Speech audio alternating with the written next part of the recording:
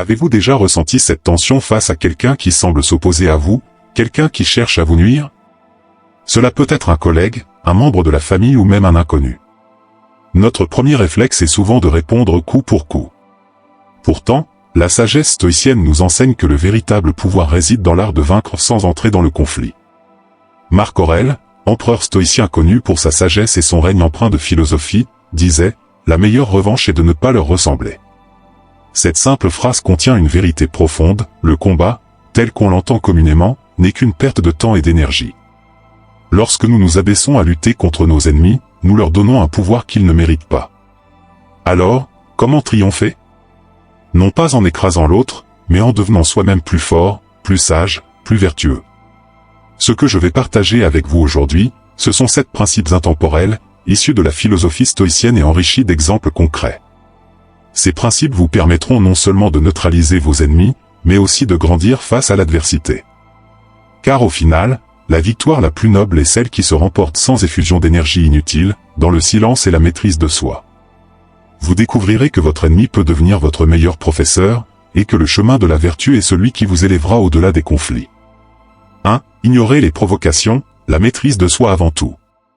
Imaginez un voisin bruyant qui fait exprès de déranger votre tranquillité, peut-être en mettant la musique forte ou en claquant les portes. Au lieu de frapper à sa porte en colère ou de riposter en augmentant le volume chez vous, vous choisissez le calme. Vous ne réagissez pas sur le moment. Plus tard, dans un moment propice, vous engagez un dialogue serein ou, si cela n'est pas possible, vous renforcez votre capacité à supporter cette nuisance temporaire, sachant qu'elle ne définit pas votre bien-être. Les stoïciens nous apprennent que la véritable force réside dans la maîtrise de soi. Lorsque vous ignorez une provocation, vous reprenez le pouvoir. Rappelez-vous, l'un des plus grands enseignements des stoïciens est le suivant: ce qui trouble les hommes, ce ne sont pas les choses elles-mêmes, mais les jugements qu'ils portent sur ces choses. Lorsque quelqu'un cherche à vous provoquer, son véritable objectif est de vous tirer hors de votre équilibre. C'est un piège, et il ne fonctionne que si vous y répondez. Si vous aimez la vidéo, mettez un like, commentez et abonnez-vous pour ne plus manquer nos prochaines vidéos. Quand vous êtes confronté à une provocation, posez-vous une question simple: cette personne ou cette situation mérite-t-elle vraiment que je sacrifie ma paix intérieure? Prenez une grande respiration, reculez mentalement d'un pas, et rappelez-vous que votre dignité repose sur votre capacité à choisir vos réactions. Maîtrisez votre esprit, et vous maîtriserez votre monde. Ce n'est pas une faiblesse de ne pas répondre, c'est un signe de force intérieure. 2. Répondre par la vertu. Quand quelqu'un agit avec malveillance envers vous, le réflexe naturel est de vouloir rendre l'appareil. Pourtant, répondre au mal par le mal ne fait qu'alimenter un cercle vicieux. Les stoïciens nous enseignent une autre voie, celle de la vertu.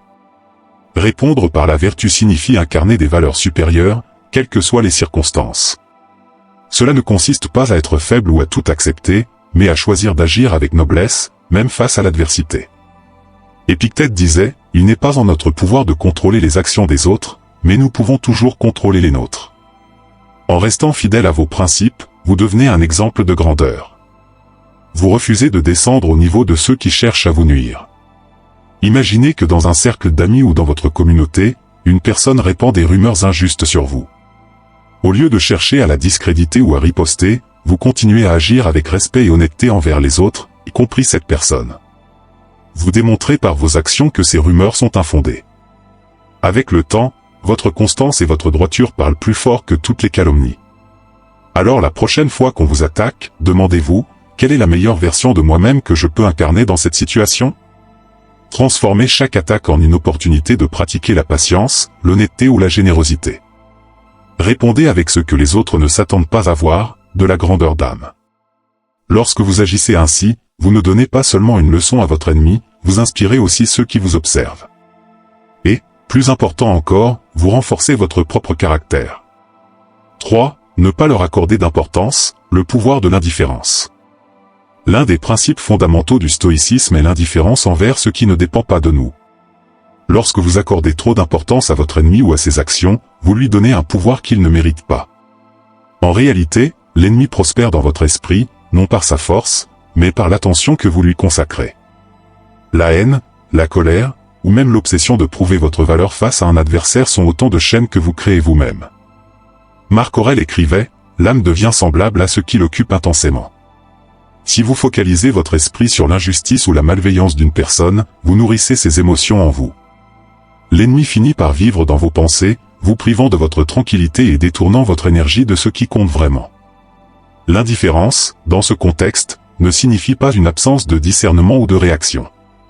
Cela signifie que vous refusez de permettre à votre adversaire de déterminer votre état intérieur. Vous choisissez de détourner votre attention vers ce qui élève votre âme et sert vos objectifs. Lorsque vous ignorez quelqu'un qui cherche à vous nuire, il devient impuissant. Votre silence est plus fort que 1000 mots, et votre concentration sur vos priorités est une victoire en soi.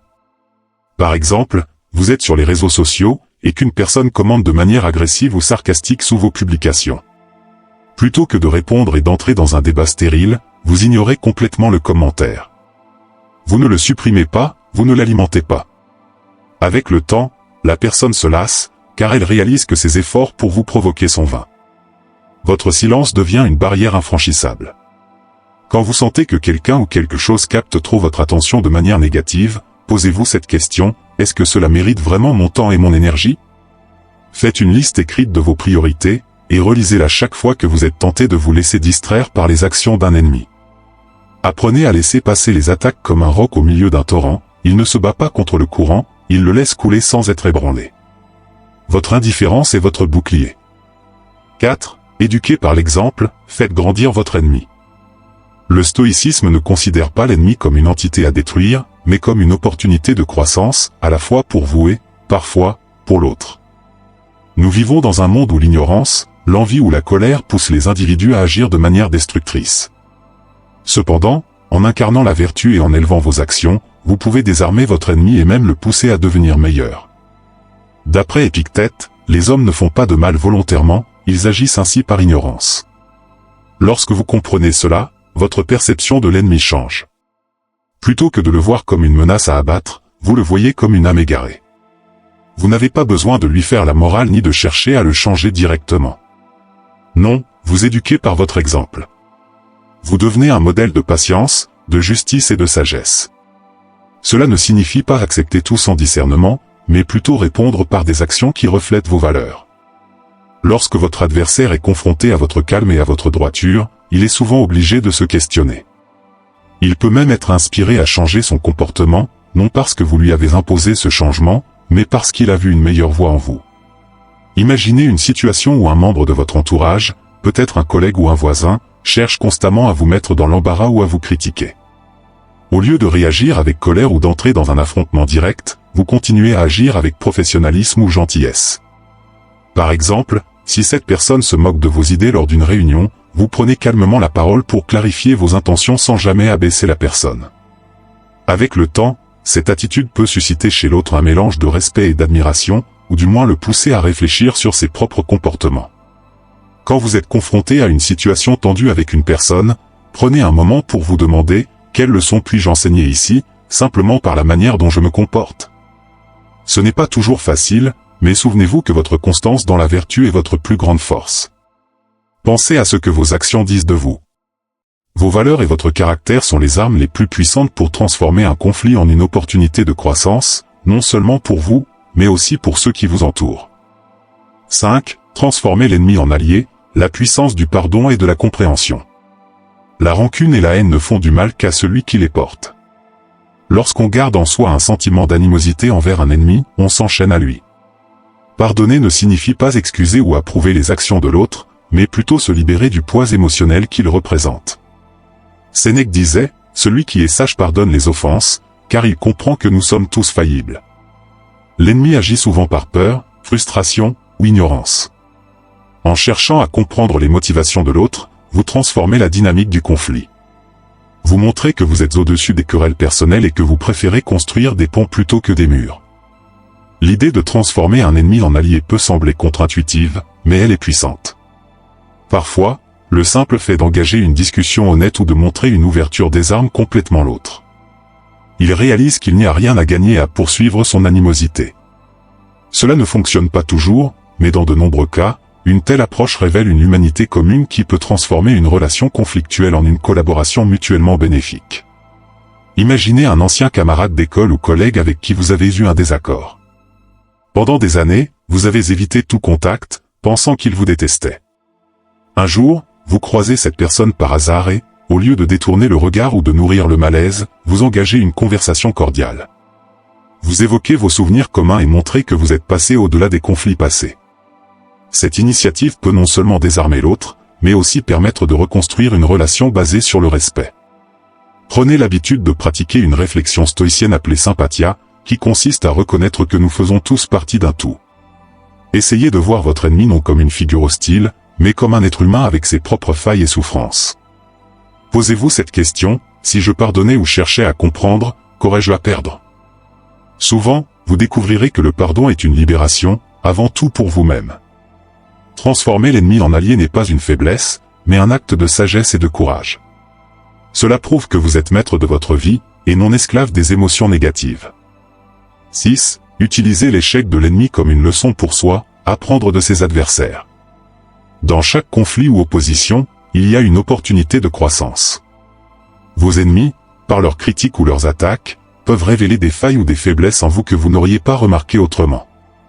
Cela ne signifie pas qu'ils ont raison dans leurs intentions, mais que leurs actions peuvent devenir un miroir dans lequel vous examinez votre propre comportement et vos choix. Les stoïciens nous enseignent que les adversaires, tout comme les épreuves, sont des outils de perfectionnement.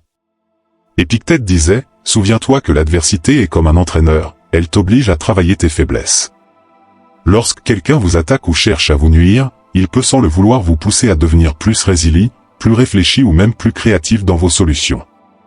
Au lieu de chercher à les abattre, observez-les. Quelles erreurs commettent-ils? Quelle stratégie utilisent-ils?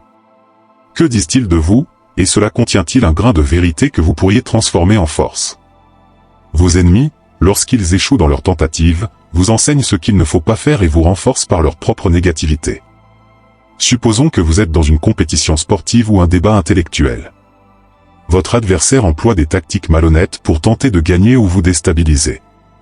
En observant attentivement, vous remarquez que ces tactiques, bien que nuisibles, révèlent un manque de préparation ou une insécurité de sa part.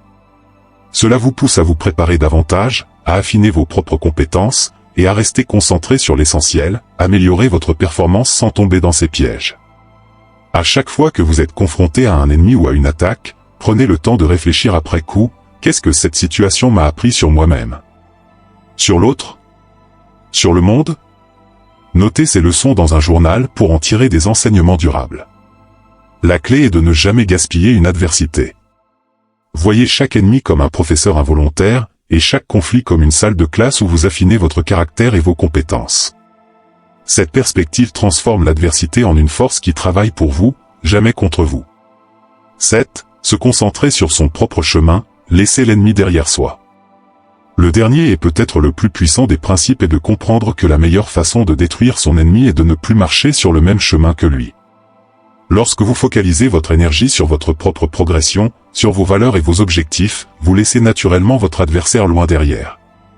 Marc Aurèle écrivait, « Ne gaspille pas ton énergie sur les choses extérieures, mais concentre-toi sur ce qui nourrit ton âme. » Votre ennemi ne peut exister sans votre attention. Il se nourrit de vos réactions, de vos émotions et de votre temps. En recentrant toute cette énergie sur votre propre développement, vous privez l'ennemi de sa raison d'être. Cette stratégie repose sur un principe stoïcien fondamental, ne pas s'attarder sur ce qui ne dépend pas de nous. Votre succès, votre paix intérieure et votre épanouissement personnel sont les réponses les plus éloquentes aux tentatives de vous nuire. En progressant avec calme et constance, vous éteignez toute pertinence de leur malveillance. Imaginez que vous êtes en compétition avec un collègue qui passe son temps à vous critiquer ou à essayer de vous nuire. Plutôt que de vous engager dans une guerre ouverte ou de répondre à ses provocations, vous concentrez toute votre énergie à améliorer vos compétences, à exceller dans vos tâches et à renforcer vos relations avec les autres.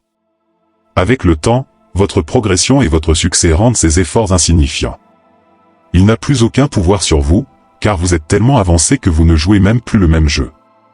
Chaque matin, réfléchissez à une chose que vous pouvez faire pour avancer vers vos objectifs, qu'il s'agisse d'apprendre quelque chose de nouveau, d'améliorer une compétence ou de renforcer vos valeurs personnelles.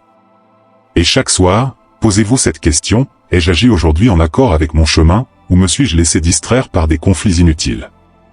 En vous concentrant sur votre propre progression, vous devenez inatteignable. Votre ennemi reste figé dans son animosité, tandis que vous marchez tranquillement vers un avenir meilleur. Cela ne signifie pas fuir ou ignorer les problèmes, mais transcender les conflits pour devenir maître de votre propre destin. La véritable victoire ne se trouve pas dans la destruction de l'autre, mais dans l'élévation de soi.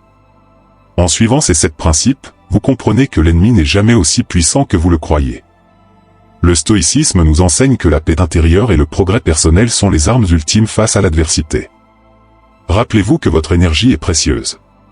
Chaque fois que vous vous laissez entraîner dans un conflit inutile ou que vous focalisez votre attention sur votre ennemi, vous perdez une opportunité de grandir.